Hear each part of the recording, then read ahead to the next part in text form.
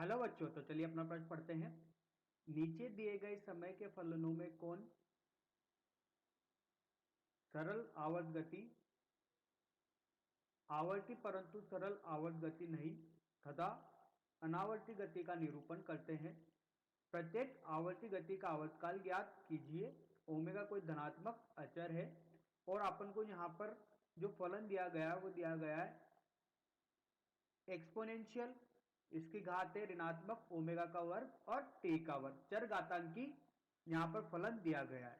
तो चलिए बच्चों, प्रश्न के लिए मुख्य अवधारणा की चर्चा करते हैं। मुख्य अवधारणा, तो देखिए अगर यहां पर अपन बात करें मुख्य उदाहरण में, तो अपन समझते हैं आवर्ती गति और सरल आवर्त गति क्या होती है। तो सबसे पहले यहां पर अपन आवर्ती गति की बात करते हैं। तो देखिए अगर आवर्ती गति की बात करें तो आवर्ती गति एक ऐसी गति होती है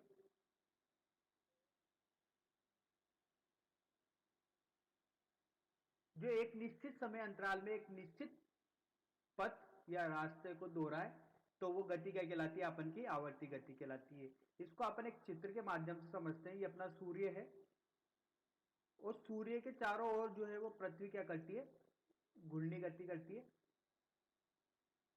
ये अपनी पृथ्वी है और पृथ्वी क्या करती है, सूर्य के चारों ओर घूर्णी गति करती है। अब जब पृथ्वी यहां पर सूर्य के चारों ओर घूर्णी गति कर रही है, तो इसका जो समय अंतराल होता है वो बिल्कुल फिक्स है, 365 दिन। 365 दिन इस पूरे चक्कर को करने में लगता है, पूरा कंप्लीट करने में लगता है। ठीक है। अब देखिए, जब ये पृथ्वी सूर्य के परित घूमती है तो ये इसका आवर्तकाल होता है 365 दिन होता है। मतलब ये 365 दिन में एक पूरा चक्कर को पूरा कर लेती है। ठीक है।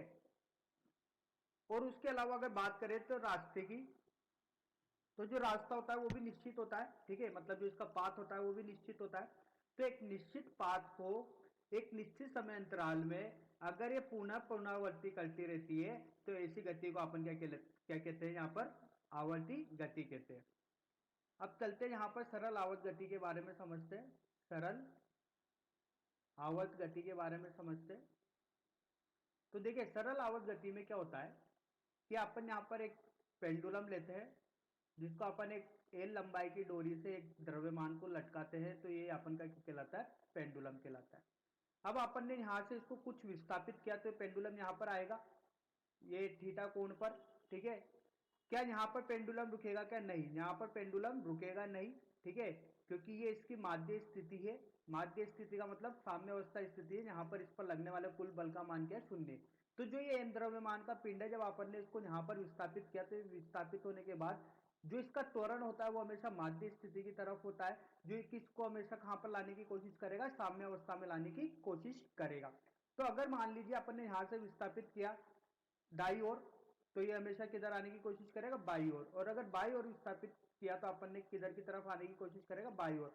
मतलब अपन ये बोल सकते हैं कि सरल रेखा के परित अगर कोई कण को विस्थापित किया जाए उसकी माध्य स्थिति के, तो अगर अपन उसको विस्थापित करते हैं तो कण वापस कहां पर आने की कोशिश करता है, अपनी माध्य स्थिति पर आने की कोशिश कर रहा है। तो माध्य स्थिति के परित जो इर्द गिर्द गति होती है इसी को अपन क्या बोलते हैं, सरल आवर्त गति बोलते हैं। ठीक है।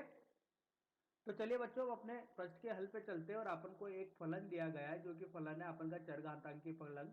इसको इंग्लिश में ऐसे ही दर्शाते ई एक्स पी ऋणात्मक ओमेगा का वर्ग टी का वर्ग। इसको ऐसे भी दर्शाते ई की घात ऋणात्मक ओमेगा वर्ग टी का वर्ग। ये होता है अपना चर घातांकी फलन। अब जो ये चर घातांकी फलन होते हैं, ठीक है, ये अपने मान की पुनरावृत्ति नहीं करते। मतलब इनका जो मान होता है, ठीक है, उसको ये दोहराते नहीं है। तो मतलब यहां पर अपन बोल सकते हैं इनका मान जो होता है वो दोहराते नहीं है।